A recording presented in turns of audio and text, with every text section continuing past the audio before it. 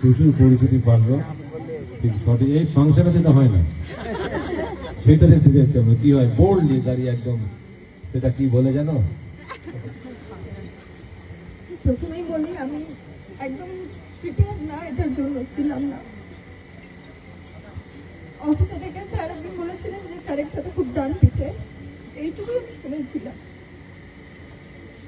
তারপর চলে আসতাম রোজ গাছানিতে সংলাপ বলতে বলতে, কিন্তু বিশ্বাস করুন আমি সবাইকে বলছি আমার কোনো গান নেই, কিচ্ছু নেই। কোথায় তাকাবো, কোথায় আমার মুখে চার্জ হবে সেটাও স্যার বলে দেন। তো আমি মনে করি না আমার কোনো গান আছে, আমার শুধু এটুকুই যে উনি যেটুকুনি বলেন সেটুকুনি আমি করতে পারি কিনা, কতটা আমি দিতে পারছি, আমার শুধু এইটুকুই মোটো থাকে।